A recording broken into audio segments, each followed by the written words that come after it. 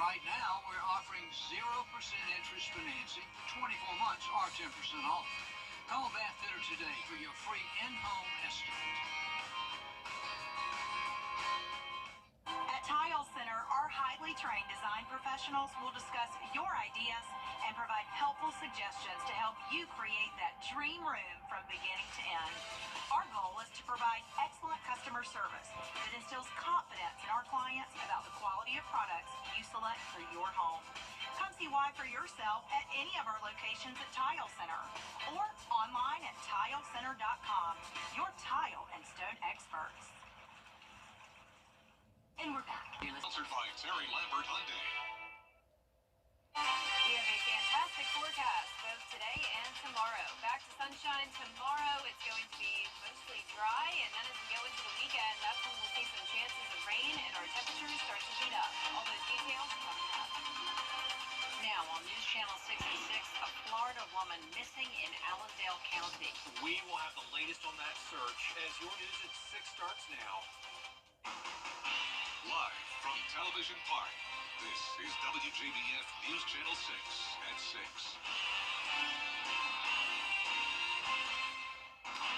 Hello, everybody. I'm Brad Means. And I'm Jenny Montgomery. Thank you for joining us.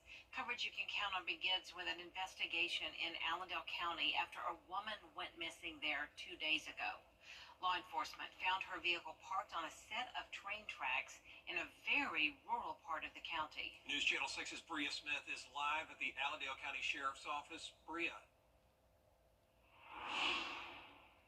Brad, it's been 3 days since Jessica Rapsis' family has heard from her, and 3 days since law enforcement found her vehicle. According to the Allendale County Sheriff's Office, 27-year-old Jessica Rapsis lives in Jacksonville, Florida. It's not clear why she was in this area, but authorities say they found her vehicle on railroad tracks in northwestern Allendale County near the community of Martin. When her vehicle was found, they say it was still warm but had been sitting for a while. A search party, including a helicopter, a dog team, and crews from the Savannah River site were out looking for any clues that they can find about Rapsis' whereabouts or what might have happened. Now, the Sheriff's Office does ask that if you know anything or have any information, to please contact them directly or leave a tip with SPED. For now, reporting Allendale, Bria Smith, WJBF, News Channel 6. It is time now for our first check of the weather. Here's Chief Meteorologist Jenna Petracci. Well, it's been a nice dry day, definitely cooler in the morning, and even now it's definitely not as hot as it could be. And as we take a look at our satellite and radar, we have a little bit of cloud cover across the area moving in, but no rain with it. A couple sprinkles tried to form in McCormick County, but that's about it. In our southwestern counties, it's still nice and sunny. We have high pressure overhead. That's keeping Georgia and South Carolina dry, other than a few spotty showers down near the border of Florida. More rain and storms out to the west in Mississippi. Temperature-wise, we're in the upper 80s in a lot of places, right at 90 though in Evans, 88 in Allendale, Augusta now at 86, 87 in Swainsboro, Sylvania at 90, Wrightsville 89, and 90 in Lincolnton. Dew points are definitely much lower today, as low as 64 in Augusta and Waynesboro, so it's no longer the dangerous heat we have to work with. We're actually only feeling like around 90 degrees, which is not bad at all for this time of the year. Winds are coming in from the east, a little bit breezy in Aiken County, 7 miles per hour, 5 in Sandersville, 8 now in Wrightsville. It's going to be a great night for the baseball game. Looking good here on our Terry Lambert Hyundai Skyview cam as they get ready for the game tonight. First pitch at 7:05. Green Jackets once again taking on the Fayetteville Woodpeckers. 84 at 7 o'clock, partly cloudy, going down to 80 degrees at the 8 o'clock hour and upper 70s by 9 o'clock. Now it'll be another night with temperatures eventually falling into the upper 60s, but then over the weekend, as I mentioned, we will heat up a little bit, humidity back on the rise, along with some chances of rain. I'll have all the details on that coming up shortly, but back to you. Jenna, thank you. The family of a Wagner Sally teacher killed by a falling utility pole has settled out of court. Junelle Robinson was killed in August of last year after a tractor trailer hit low-hanging power lines, which pulled 8 damaged poles out of the ground. One of those poles struck and killed Robinson. Today, attorneys for her family announced they'd reached a settlement with Dominion Energy and Comporium for $30 million. The money will be used to create a fund to provide school supplies to teachers across South Carolina.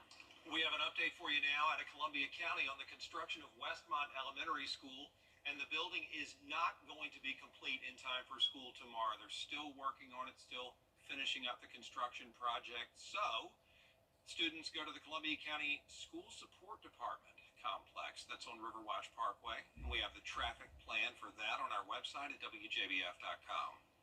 Recovery efforts continue in Screven County following Tropical Storm Debbie.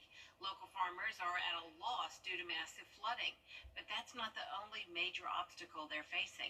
Graham Lee reports. The Peach State is currently the #1 supplier of peanuts in the country and the #2 supplier for cotton.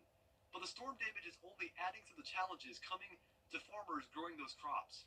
The county received between 10 and 14 inches of rainfall from Debbie last week. But prior to that, farmers have been struggling with low commodity prices, meaning record lows for peanut and cotton crops. They're also dealing with higher than normal supply costs due to inflation, and farmers say their wallets are now taking an even bigger hit because of the storm. Our commodities that we're growing have lost about 40% of their value in the last 6 months. So we bought on the high side, and we're going to be struggling to sell this, to get bids to sell this crop this year. Where we were selling cotton for $1 last fall at 85 or 90 cents, it's down to just in the mid-60s now. The harvesting season is just around the corner, and farmers say they're doing all they can to get ready. In Sylvania, Graham Lee, WJBF, News Channel 6. An Augusta woman has died several days after she was hit by a car. It was Sunday when 62-year-old Jan Jacoby was hit while crossing Peach Orchard Road. She died yesterday from those injuries. Today, South Carolina Governor Henry McMaster held a ceremonial bill signing for legislation taking action against human trafficking. The bill expands the definition of sex trafficking and creates a new program within the Attorney General's office that would keep victims' addresses confidential. Part of that bill also addresses child luring, making it a criminal offense. That means if an adult does lure or try to entice someone under 16 years old, they'd be guilty of a felony and face a fine up to $10,000 and or up to 10 years in prison. Someone was driving through a neighborhood, trying to get children, trying to get them to go in their vans, by trying to get them to pet a dog. Police came, talked to the man. Unfortunately, they couldn't charge the man with anything until he shut the door, because it was not against the law to have a child pet a dog. It's only against law once they shut that door. So every year we've been filing this bill. Thank goodness we were able to finally get it across the finish line this year. Also under this bill, if a person was coerced into committing offenses while they were a victim of human trafficking, they would be protected legally. Federal officials have charged 5 people in the death of actor Matthew Perry. Still ahead on News Channel 6 at 6, price drops for several prescription drugs. How the historic deal was made after the break. And it's a nice end to the work week, pretty quiet weather. Tomorrow will be similar, and then over the weekend, that's when we'll see some rain chances and also slightly hotter temperatures. All the details coming up. Hi, ET. And Jim is back for another check of the weather. Well, we have very nice conditions today, and tomorrow looks similar. It's staying sunny and dry. Then over the weekend, we'll have some chances of rain, and we're heating up a bit. I'll have the full forecast right after the break. Kamala Harris has Ling.com. Do you have what it takes to be a Border Bowl cheerleader? We're looking for the area's best high school seniors. Tryouts for Team South Carolina will be held on Sunday, August 25th. Register now at WJBF.com/cheer. Weather headlines on News Channel 6, brought to you by Nixon Roofing. The News Channel 6 mobile app is now even better. Download it today. Now, your most accurate forecast with WJBF Live Viper 6. Welcome back. Well, we have some sunshine at times, clouds at other times. Certain parts of the CSRA are completely sunny, and then around Augusta, we do have some cloud cover, but no rain coming with these clouds. We will keep things nice and dry tonight. You're looking at our Terry Lambert Hyundai Skyview Cam at Washington Road. We're sitting at 86 degrees, only feeling like 88. Winds are coming in from the southwest at 5 miles per hour. Dew point's 64, and the humidity is only at 48%. Upper 80s for the most part, but as low as 83 now up in McCormick, 89 in Wrightsville. Sylvania still hanging on to that 90-degree mark, 86 in Waynesboro, and 88 Live Upper 6 not showing anything going on, not a drop of rain across the CSRA or anywhere nearby. We did have an update to our drought monitor today. You can see we have a lot of improvement from how it was earlier this summer. We had a lot of places in the third phase of drought, which was the severe drought, and of course, Hurricane Debbie, which was then Tropical Storm Debbie, took care of all of that. So no surprise that our southern counties in particular are no longer in any phase of drought. It's just the far northern portion of McCormick and Saluda that still have some dry conditions, but nothing too bad. Overall, those rain chances are pretty minimal over the next several days to come. Best chance of rain will be this weekend, but it will be late at night. So far for the month of August, we have picked up on nearly 3 inches of rain, most of that from Debbie, and on average we have around 4.5 inches. Now, since we're only halfway through the month, it's very possible that we could get right around to that average, and that will keep our drought conditions looking good. Mostly sunny skies for your Friday. Temperatures starting out in the upper 60s, climbing to around the 90-degree mark. Great night for high school football tomorrow. Harlem versus Greenbrier for Game Night Live. Kickoff sitting at 85 degrees, low 80s by the time the game ends, and then eventually dropping to the upper 60s to go into the weekend.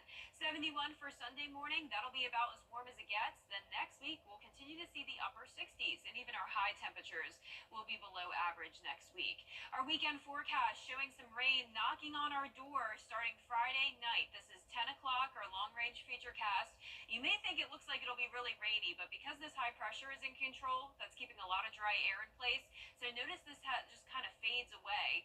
Possibly a few stray showers overnight into Saturday morning, but most of your Saturday looks a-okay. It won't be until late Saturday night around 10 o'clock where we have another batch of rain that actually makes it into the CSRA. Starting out Sunday dry, once again, most of your day looking good, but then around 10 o'clock, once again, that cold front will bring some more widespread rain late Sunday night into early Monday morning. No impacts from Ernesto to the United States. We are still watching it though, as it is a very strong hurricane and it will be headed towards Bermuda. But once again, no concern here in the CSRA. Lows tonight will be in the upper 60s. Highs tomorrow will be in the low 90s, right around average. And that 10-day forecast showing us at 93 both Saturday and Sunday. All of next week, we'll still see some highs only in the upper 80s, and our lows will stay in the upper 60s. Now, congratulations to today's umbrella winner. That is Cynthia Spencer from Hepzibah. Congratulations, Cynthia. You can pick up your umbrella here at the station and sign up to win yours on WJBF.com. Yeah, way to go. Thanks, Jenna. Well, still ahead, the first round of the FedEx St. Jude Championship kicking off up in Memphis today. And the Atlanta Braves are looking to earn a series sweep on the road. Kira Goldstein has sports next. It doesn't get you can't always choose the weather, but you can choose your weather app. Go with the most accurate and most trusted, the Live 536 mobile app. Download it today. Now, WJBF sports coverage you can count on. The Atlanta Braves were struggling at the beginning of the month, but now they're on the road and riding a 2-game win streak over the Giants as they look to earn their first series win in August. With 2 extra inning wins, Game 3 would seal the deal, and boy did the Braves show up and show out. Top of the first, bases loaded for Michael Harris Jr., who's in the lineup for the first time since mid-June. Harris belts it out to right field and over the wall into the water for the 423-foot grand slam. Welcome back, Michael Harris. That's his first career grand slam, and it puts the Braves up 5-0 early. Then in the third, Braves ahead 5-1. Nobody on for Matt Olson. He'll smack this one way out to left field. That one's into the stands for the solo home run. That'll make it 21 home runs on the season for Olson, and the Braves stretch their lead 6-1. Top of the fifth, same score. Austin Riley at bat with bases empty. He cracks it out to deep left for the solo homer.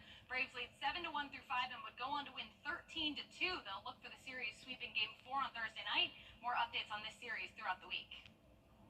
In a little over 2 weeks, college football returns, and for the Georgia Bulldogs, that means a season opener at home against the Clemson Tigers. Head coach Kirby Smart spoke to the media about how hard his team has been working in the offseason and how much work still needs to be done before Week 1 gets underway. I have been pleased with all the details that go into the leadership in terms of showing a younger player how to do it. Guys are coaching guys, but we have a long way to go as a football team.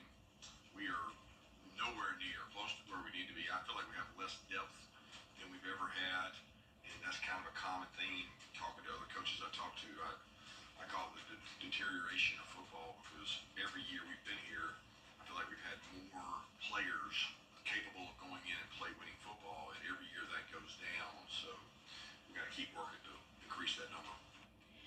Bulldogs and the Tigers face off at noon on August 31st on ABC. And finally, Thursday marked the official start of the PGA Tour playoffs with the top 70 players opening play at the FedEx St. Jude Championship in Memphis. From there, the top 50 will advance to the BMW Championship in Castle Rock, Colorado, and then the top 30 after that will move on to the Tour Championship, which will take place in Georgia at East Lake Golf Club in Atlanta. So with all that excitement kicking off on Thursday with the FedEx Cup, let's take a quick look at the standings. Round one saw Chris Kirk jump out in front at 6 under, just one stroke ahead of a three-way tie that includes 2024 bronze medalist Hideki Matsuyama. Rounding out the top 5 is a host of golfers including silver medalist Tommy Fleetwood and gold medalist Scotty Scheffler at 4 under. Then right behind them are a pair of former Georgia Bulldogs, we'll call them our low locals, with English and Henley finishing Thursday at 2 under. Now, if you look at this leaderboard, you can see that this is a very close opening round with 16 golfers all within 3 shots of the lead. There is so much excitement still in store, and as this tournament unfolds, we'll continue to bring you updates from the 2024 FedEx St. Jude Championship. We'll be right back. Get 12,000 off new Silverados. Well, for our 10-day forecast, you can see we have mostly sunny skies still over the next day or so. Temperatures in the low 90s. We'll be at 93 over the weekend, 40% chance of rain late at night. Then next week, mostly dry and sunny once again. Temperatures still staying in the upper 80s and our lows in the upper 60s. All right, that is our report for now. We do appreciate you watching. We're back at 7 after World News Tonight. Then we'll see you again for News Channel 6 at 11. Have a great evening, everyone. Good night.